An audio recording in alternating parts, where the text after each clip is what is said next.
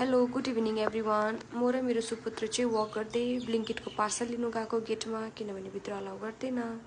अनि यहाँ चाहिँ मेरो सुपुत्रले एक्लै रोडमा हिँड्नु दिँदा कम्ता खुसी हुँदैन है। आजको वेदर देख्नु सक्नुहुन्छ कति राम्रो छ। यहाँ मैले भाइले एकछिन ब्याग बोका भनेको ब्यागै फ्याँकिदियो। ब्याग पनि आमाले ऊभन्दा ठुलो दिएको चाहिँ अनि फ्याँकिदिन्छ रिसले हो।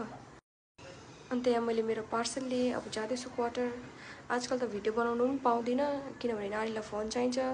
फोन फेरि उसले हेर्दैन, तर उसलाई गाना चलाइराखेर चाहिँ ऊ आफ्नो तमास गरिरहेको हुन्छ। तर फोन चाहिँ बन्द हुनु भएन हो।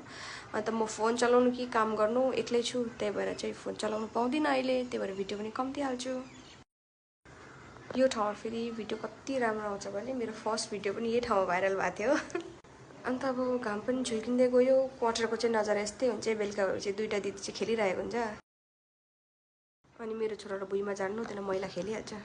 अब माथि गएको मेरो पडोसी पनि छुट्टीबाट आएको छैन, कहिले आउँछ कुनी। अब सामान चाहिँ यति नै